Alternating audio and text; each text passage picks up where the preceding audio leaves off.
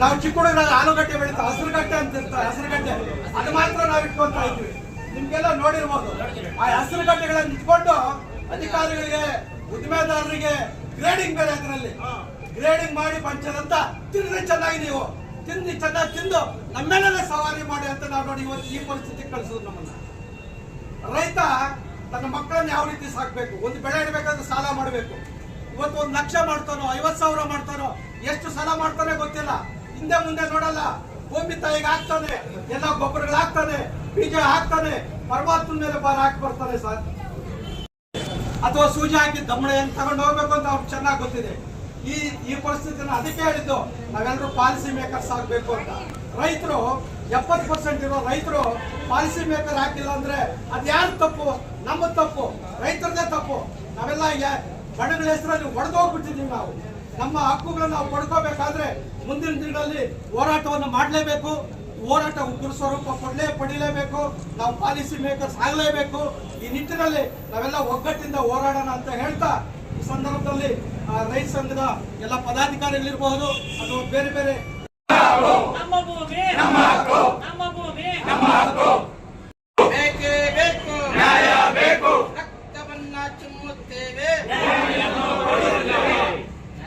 ರಕ್ತವನ್ನ ಚಿಮ್ಮುತ್ತೇವೆ, ನ್ಯಾಯವನ್ನು ಪಡೆಯುತ್ತೇವೆ, ರಕ್ತವನ್ನ ಚಿಮ್ಮುತ್ತೇವೆ, ನ್ಯಾಯವನ್ನು ಪಡೆಯುತ್ತೇವೆ, ರಕ್ತವನ್ನ ಚಿಮ್ಮುತ್ತೇವೆ, ನ್ಯಾಯವನ್ನು ಪಡೆಯುತ್ತೇವೆ. ಯಾರಿಗೆ ಬಂತು ಎಲ್ಲಿಗೆ ಬಂತು, 47ರ ಸ್ವಾತಂತ್ರ್ಯ, ಯಾರಿಗೆ ಬಂತು ಎಲ್ಲಿಗೆ ಬಂತು, 47ರ ಸ್ವಾತಂತ್ರ್ಯ, ರಾಜಕಾರಣಿಗಳಿಗೆ ಬಂತು, 47ರ ಸ್ವಾತಂತ್ರ್ಯ, ಯಾರಿಗೆ ಬಂತು ಎಲ್ಲಿಗೆ ಬಂತು, 47ರ ಸ್ವಾತಂತ್ರ್ಯ, 47ರ ಸ್ವಾತಂತ್ರ್ಯ, ಬೇಕೇ ಬೇಕು, ನ್ಯಾಯ ಬೇಕು. ಒಂದು ವೇಳೆ ಏನಿವತ್ತು ಪ್ರತಿಭಟನೆ ನಮ್ಮ ಸಿದ್ದಾಮಣಿ ಇಲ್ಲಿ ಸೇರಿರೋ ಉದ್ದೇಶ ನಮ್ಗೆ ತಕ್ಷಣ ನಿನ್ನೆ ಸಂಜೆ ವಿಷಯ ಗೊತ್ತಾದ ತಕ್ಷಣ ಏನು 13 ಹಳ್ಳಿಗಳು 2283 ಎಕರೆ ಕೈಗಾರಿಕೆ ಪ್ರದೇಶ ಅಂತ ಮಾನ್ಯ ಮಂತ್ರಿಮಂಡಲ ಹಾಗೂ ಕೈಗಾರಿಕೆ ಸಚಿವರು ಎಲ್ಲಿ ಹತ್ತಿರವಾಗಿರುತ್ತೋ ಅದರ ಮೇಲೆ ಕಣ್ಣಾಕಿ ಇವತ್ತು ನಾವು ಬೆಳೀತಾರಂತ ಫಲವತ್ತಾದಂತ ಹಣ್ಣು, ದ್ರಾಕ್ಷಿ, ಆಮೇಲೆ ರೇಷ್ಮೆ ಇದೇನ್ ಬೆಳೀತಾ ಇದೀವೋ ಅದ್ರ ಮೇಲೆ ತುಂಬಾ ಹತ್ತಿರವಾಗಿ ಕಣ್ಣಾಕಿದ್ದಾರೆ. ಅವ್ರಿಗೆ ಒಂದು ನಮ್ಮ ರೈತರ 13 ಹಳ್ಳಿಯ ರೈತರ ಪರವಾಗಿ ಒಂದು ಮಾತಾಡಕ್ಕೆ ಇಚ್ಛೆ ಪಡ್ತೀನಿ. ನೋಡಿ ಸ್ವಾಮಿ, ನಾವು ರಕ್ತವನ್ನಾದ್ರೂ ಕೊಡ್ತೀವಿ, ಈ ಭೂಮಿಯನ್ನು ಬಿಟ್ಕೊಡಕ್ ರೆಡಿಯಾಗಿಲ್ಲ. ಈಗ ನಾವು ಫಲವತ್ತಾಗಿ ಬೆಳೆಯೋದನ್ನ ತಾವು ಒಳ್ಳೇದೊಳ್ಳೇದನ್ನ ಇವಾಗ ಹೇಳ್ತಾ ಇದ್ರು ನಮ್ಮ ಸ್ನೇಹಿತರೊಬ್ರು ಅರಿಕೆರನ್ನ ಏನ ಹೇಳ್ತಾ ಇದ್ರು, ಫಲವತ್ತಾದ್ದು ಗ್ರೇಡ್ ಮಾಡಿ ಅವ್ರು ಕಳಿಸ್ತೀವಿ ಅಂತ. ಅವ್ ನಾವು ರೈತರು ಮಾಡ್ತಾ ಇರೋದೇ ಕೆಲಸ. ಈಗ ಏನು 2823 ಎಕರೆ ಏನು ಕೈಗಾರಿಕೆ ಪ್ರದೇಶ ಮಾಡಕ್ ಹೊರಟಿದ್ರು, ಈ ಕೂಡಲೇ ಅದನ್ನ ಕೈ ಬಿಡಬೇಕು. ಇಲ್ಲ ಅಂದ್ರೆ ಕೈ ಬಿಟ್ಟು ನಮ್ಮ ರೈತರ ಭೂಮಿ ರೈತರಿಗೆ ಇರಬೇಕು. ಇಲ್ಲ ಅಂದ್ರೆ ಮುಂದಿನ ದಿನಗಳಲ್ಲಿ ಇದ್ರ ಬಗ್ಗೆ ಏನು ಆಂದೋಲನವನ್ನು ಮಾಡಿ ಉಗ್ರವಾದ ಹೋರಾಟ ಮಾಡ್ತೀವಿ. ಹಾಗೇನೆ ಏನು ನಮ್ಮ ರೈತರು ಇವಾಗ ಸುಮಾರು 30-40 ವರ್ಷದಿಂದ ಅಲ್ಲಿ ಉಳುಮೆ ಮಾಡ್ಕೊಂಡಿದ್ದಾರೆ, ಅವ್ರಿಗೆ ಕೂಡಲೇ ಸಾಗುವಳಿ ಚೀಟಿ ವಿತರಣೆ ಮಾಡಿ ಅವ್ರ ಬದುಕಕ್ಕೆ ಆಶ್ರಯ ಮಾಡ್ಕೊಡ್ಬೇಕು ಅಂತ ಈ ಮುಖಾಂತರ ಸರ್ಕಾರಕ್ಕೆ ಒತ್ತಾಯ ಮಾಡ್ತಾ ಇದ್ದೀವಿ. ಕರ್ನಾಟಕ ರಾಜ್ಯೋತ್ಸವದ ಹೋರಾಟಕ್ಕೆ ಬೇಕೇ ಬೇಕು, ನ್ಯಾಯ ಬೇಕು.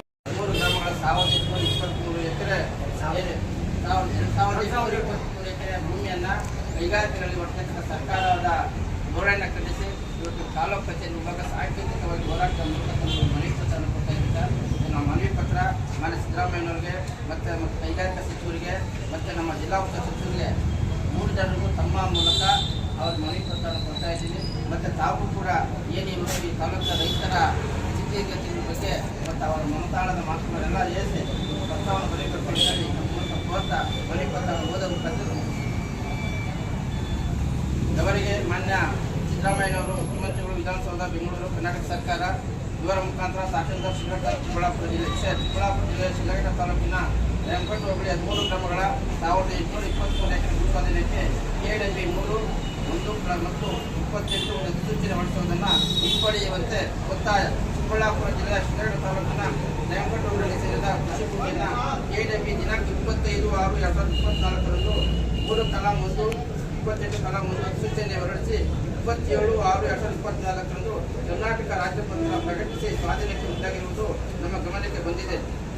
ವಿಜಯಪುರ, ತುರ್ಗನಹಳ್ಳಿ, ಅರಕೆರೆ, ಬಸವಪಟ್ಟಣ, ಹೊಸಪೇಟೆ, ಚೊಪ್ಪನಹಳ್ಳಿ, ಚಿಕ್ಕನಹಳ್ಳಿ, ಬನ್ನಿಯೂರು, ಮಲ್ಪನಹಳ್ಳಿ, ತಾದೂರು, ಹೆಣ್ಣಂಗೂರು, ದೇವಗನಹಳ್ಳಿ, ಒಳ್ಳಳ್ಳಿ ಗ್ರಾಮಗಳ 1500 ಫಲವತ್ತಾದ ಕೃಷಿ ಭೂಮಿ ಪ್ರಾಥಮಿಕ ಚುಕ್ಕೆಯಲ್ಲಿ ಸೇರಿದೆ. ನೋಟಿಫಿಕೇಶನ್ ಬಹುಪಾಲು ಭೂಮಿ ಫಲವತ್ತಾದ ಕೃಷಿ ಭೂಮಿಯಾಗಿದ್ದು ಇದರಲ್ಲಿ ಪ್ರಮುಖ ವಾಣಿಜ್ಯ ಬೆಳೆದ ರೇಷ್ಮೆ, ದ್ರಾಕ್ಷಿ, ಮಾವು ಮತ್ತು ತೋಟಗಾರಿಕೆ ಬೆಳೆಗಳು ಮತ್ತು ರಾಗಿ, ಅಲಸಂದೆ, ತುವಳಿ ಮುಂತಾದ ಬೆಳೆಗಳನ್ನು ಬೆಳೆಯುತ್ತಿದ್ದು ಇದು ಇಲ್ಲಿನ ಹಳ್ಳಿಗಳ ಜೀವನೋಪಾಯದ ಮೂಲಕವಾಗಿದೆ. ಮತ್ತು ಹಳ್ಳಿಗಳಲ್ಲಿ ಬೆಳೆದಂತೆ ಗ್ರಾಮ ಠಾಣ ವ್ಯಾಪ್ತಿಯಲ್ಲಿ ಜಾಗವಿಲ್ಲದ ಊರುಗಳ ಹತ್ತಿರದಲ್ಲಿ ಇರುವ ಕೃಷಿ ಭೂಮಿ ವಾಸದ ಮನೆಗಳು, ಕೃಷಿ ಪೂರಕ ಆದಾಯದ ಮೂಲಕ ವಿಕಸಿಸಿಕೊಂಡ ರೇಷ್ಮೆ ಸಾಕಾಣಿಕೆ ಮನೆಗಳು, ಕೋಳಿ ಫಾರ ಮುಂತಾದವುಗಳಿವೆ. ಜೊತೆಗೆ ಹಸುಗಳು, ಎಮ್ಮೆ, ಕುರಿ, ಮೇಕೆ ಮುಂತಾದವುಗಳನ್ನು ಒಳಗೊಂಡಂತೆ ಪಶುಪಾಲನೆ ಕೂಡ ಇಲ್ಲಿನ ಆದಾಯದ ಮೂಲವಾಗಿದ್ದು ಈ ಪಶುಪಾಲನೆ ಮೇವಿನ ಮೂಲ ಇದೇ ಕೃಷಿ ಜೀವನಗಳಾಗಿವೆ. ಹಾಗಾಗಿ ಇವುಗಳಲ್ಲಿ ಒಳಗೊಂಡ 13 ಗ್ರಾಮಗಳ ಕೃಷಿ ಭೂಮಿ ಸ್ವಾಧೀನ ಪ್ರಕ್ರಿಯೆಯಲ್ಲಿ ಸೇರಿದೆ.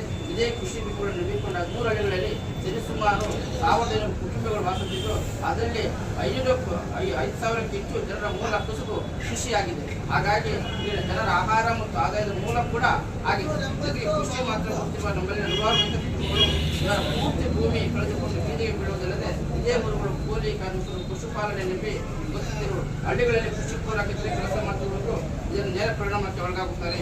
ಈ ಎಲ್ಲ ಕಾರಣಗಳಿಂದಾಗಿ ರೈತರ ಉಳಿವಿಗಾಗಿ ಹೋರಾಟ ಮಾಡಿಯಾದರೂ ಇರುವ ಭೂಮಿ ಮತ್ತು ಬದುಕುವ ಅವಕಾಶ ಉಳಿಸಿಕೊಳ್ಳುವ ಪ್ರಯತ್ನ ಮಾಡುವುದು ಸ್ಥಳೀಯವಾಗಿ ಅನಿವಾರ್ಯವಾಗಿದೆ. ಇಂತಹ ಸಂದರ್ಭದಲ್ಲಿ ನಿರ್ಧಾರ ತೆಗೆದುಕೊಳ್ಳುವ ಅವುಗಳು ಭೂ ಸ್ವಾಧೀನ ಚಿಂತೆಯನ್ನು ರದ್ದುಪಡಿಸುವ ಮೂಲಕ ರೈತರ ಪರ ನಿಲ್ಲಬೇಕೆಂದು ಈ ಮೂಲಕ ಒತ್ತಾಯ ಮಾಡ್ತೇವೆ.